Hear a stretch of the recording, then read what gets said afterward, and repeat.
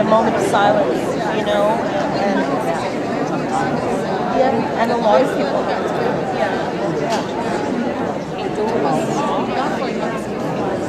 I mean, I think it's a first market. We could say his first book is M1. Yeah. There he is. He's right there, front and center.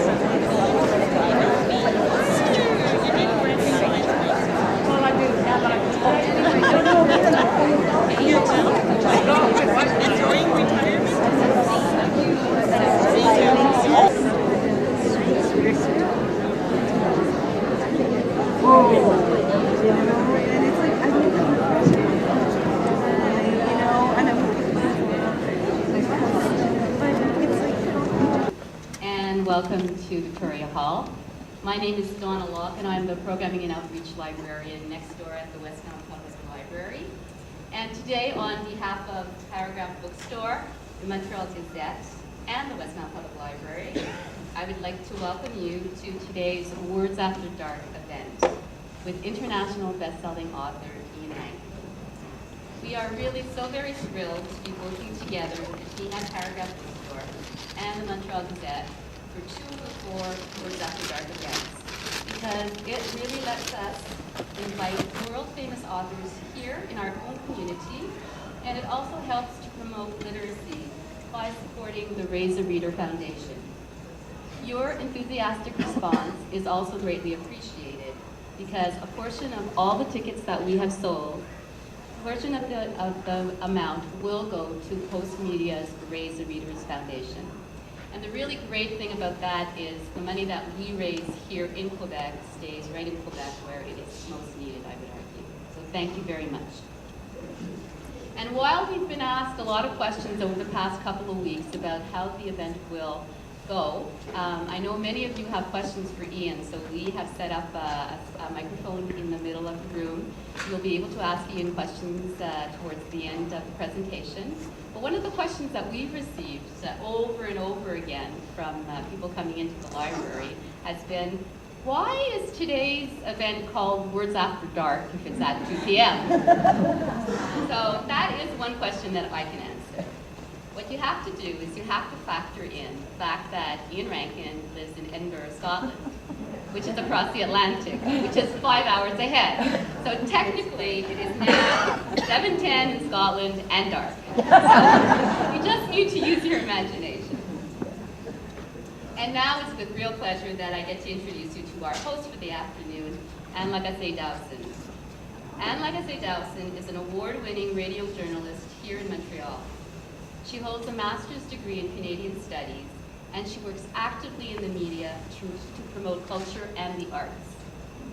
Anne was the longtime host of CBC Radio's Home Run and Radio Noon. She's also worked as an arts reporter for several years at the CBC and as a news journalist in Montreal and in Ottawa. She currently is part of CJAD's Talk Radio Morning Team, where she is one of Tommy Schnermecker's very lively Gang of Four. She's a frequent guest in the Francophone media as well, especially on Radio Canada, where she does current affair pieces, and is a member of a weekly panel on Radio Canada's television newscast entitled Le Téléjournal. Just this year, she was chosen as the first ever Anglo spokesperson for the Festival International du Film sur l'Art in Montreal, the biggest festival of films on art in the world. And while most people might recognize her by her voice, I would argue that in Westmount, many of us recognize her as her because of the posters that we saw when she was running in the 2008 Canadian federal election for the New Democratic Party here in the Westmount-Ville riding. And just recently, she became President and Director General of the Tolerance Foundation. This is an organization that runs anti-bullying and anti-discrimination programs here in Quebec in French and English schools.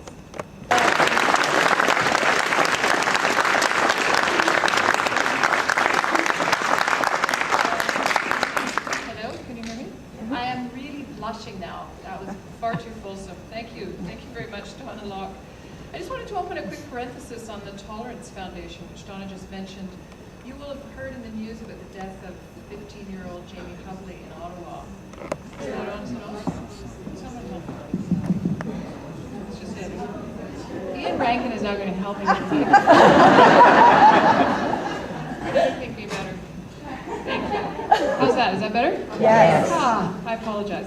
Anyway, I was just going to say about the Tolerance Foundation, just to open a very quick parenthesis. It is a foundation that's existed about 15 years now that deals with discrimination and intimidation, as they say in French, bullying in the schools. The kinds of things that drove Jamie Hubley to give up as he did a week or so ago. So if you're at all curious, we actually are looking for English schools. We're very well known on the French side, not so well known on the English side. We go into schools and run workshops on empathy and activating the witnesses, the bystanders, to try and intervene against the kinds of things that happen to Jamie Hubley. How great to be here with Ian Rankin, who's a adept with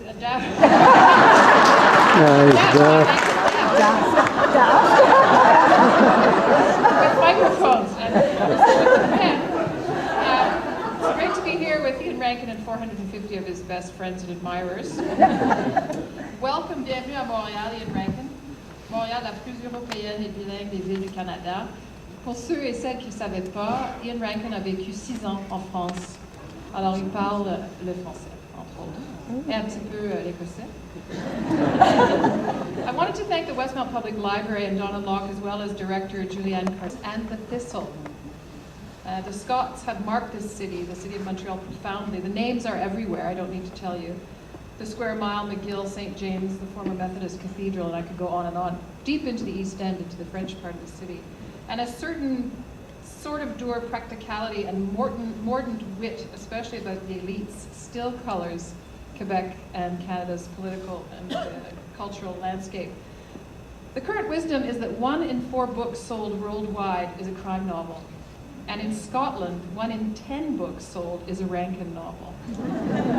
He has 25 novels, 2 collections of short stories, 1 graphic novel to his credit. His feuille de route is an amazing success story. He was born in Cardenden, in the Republic of Fife, as some people would have it known. His was a modest family, but he made his way to university to study English Lit. He was doing a PhD on Muriel Spark when his career took off. He did not intend to be a crime writer, but is among the most successful of the genre. His novels are set in Edinburgh, not the Edinburgh of shortbread kilts and bagpipes. A grittier and more real place. His work has been called Tartan Noir. And I just wanted to do a quick show of hands. How many have read all of the Rebus books? Okay. How many have read The Complaints, the first of this series? Okay, so we're all reading from the same prayer book. And how many have been to Edinburgh? Oh my goodness. Okay, so I just wanted to further say that, I should mention Ian Rankin is closing off a very intense 2-week tour. He'll end in Halifax and then he's off home, so he's a man with a lot of Canada under his belt at this point. He's won a host of prizes. He was just made an officer of the British Empire, well not just, in 2002, which is a bit odd and kind of fun for a Scot. So here we are in Victoria Hall, a vestige of the Empire, ready to be charmed by the man that the Globe and Mail says is without peer in the crime fiction business. Ian Rankin.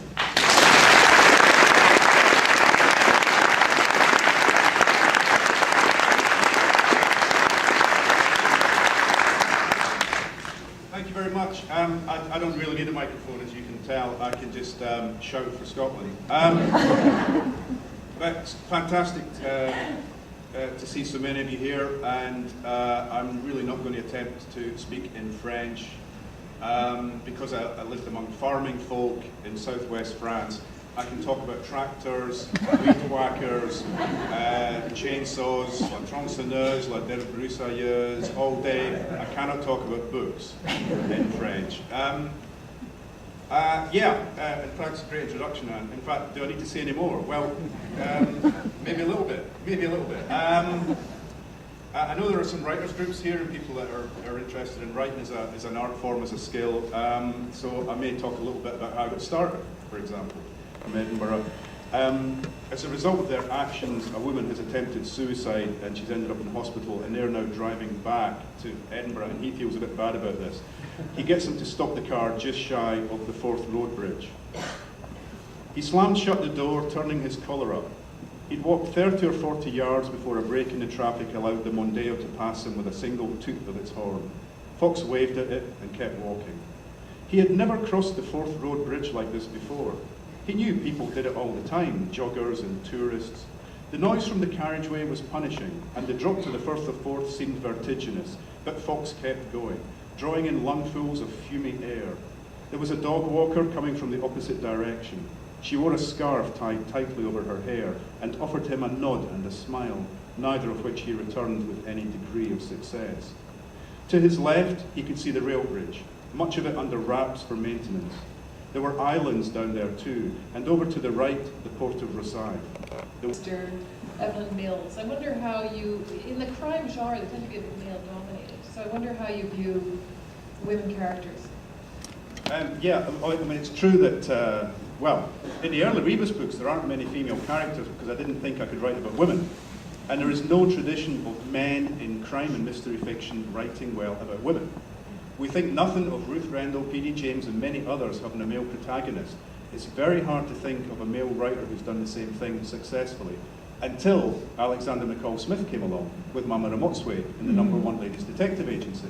Bizarrely, he lives 2 houses away from me in Edinburgh. But his books are set in Malawi. Yeah, but he's also got Isabel Dalhousie, who's a main character in a series set in Edinburgh. We had Bonds, we had the murder of that cabinet minister, and you talk about some of the radical politics of Fife. I mean, Montreal sent a Communist Party member to the House of Commons in the 1940s, a guy named Fred Rosenberg, known as Fred Rose. So it's interesting reading this as a Quebecer. I'm thinking there's a lot of interesting and I mean, Fife, profound, actually, I think parallels. in the 1920s or 30s, Fife sent the first communist MP to Westminster. And during the general strike, Lochgelly, which is a little village where my Aunt Jenny lived, 3 miles away from where I grew up in Cardendon, they had sort of UDI. They declared themselves a separate entity and had roadblocks.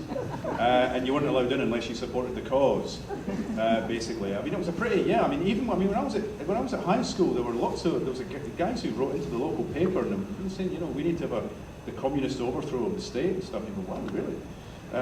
It was pretty heavy stuff. Yeah, and the thing is, what's happened though is that Scotland's gone from having 15% opinion poll ratings for the Scottish National Party to them being in power. And not only are they in power, but they think they've got a bloody good chance of winning a referendum on independence.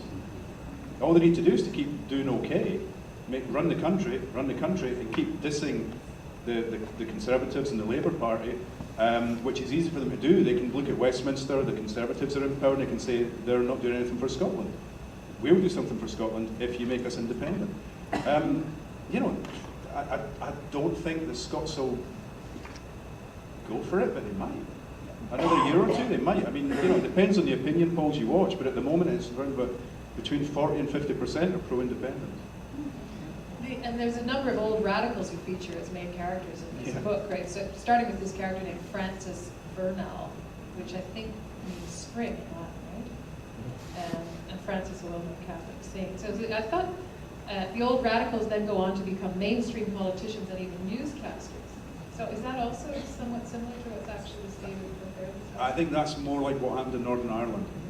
I mean, you look at Northern Ireland and you had people who at one time were terrorists and enemies of the state who just a few days ago were running to become president of Ireland. Martin McGuinness, he came third in the presidential poll. This is a guy that the British authorities would have happily seen dead at one time. No, I mean, what happened there was that people who at one time very much were supporters of terrorism have entered the mainstream. And renounced violence. And renounced violence, yeah. Up in there and was talking to... It's a museum, the police museum. No, it was not actually a museum. It was people that were staffing it. It was policemen that were staffing it, but it wasn't an actual station. Like they sold T-shirts. Yeah. Anyhow. So he was writing a report when we got in there. So when we were asking him afterwards, you know, he asked us where we were from and why we had come and so forth, and we were talking about, we had read a lot, you know, recognizing a lot of the street names and so forth from your books. And so then we asked him what was as a policeman, what's the policeman's take on grievous courts? And his reaction to that is, well, he named another author that he said many of us prefer, but he said that because he said in real life a guy like Grievous would have been tossed out years ago. He never would have made it, with all the trouble he got into. And so I was just curious to know that do you have like police advisors, as an office as a crime writer, do you have advisors you turn to? No. I don't want the books to become public relations exercises. I've got a small coterie of people that I can call on, but only if I've got a specific question or a specific thing that I need to research. Most of the time I don't go near them. Because the only cops you met were good cops. How would you feel able to write about cops who've crossed the line? There's a few, but in fact the guys who used to help me in the past have all retired now. And most of them are younger than me.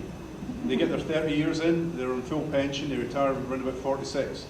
And they go off and do other things like try and become writers. And I always wish them well, but behind my back I've got my fingers crossed. I just wanted to finish off and have you read this, Ian Rankin, and then we will close off today's on-stage event and repair to the tables. And if you have had questions and you've been too shy, please feel free to come up and ask me individually. This is This is a Scottish toast that we sometimes say when we've got a glass of whiskey in our hands. Here's to us, was like us, Guy Few, and the raw deed. Wonderful.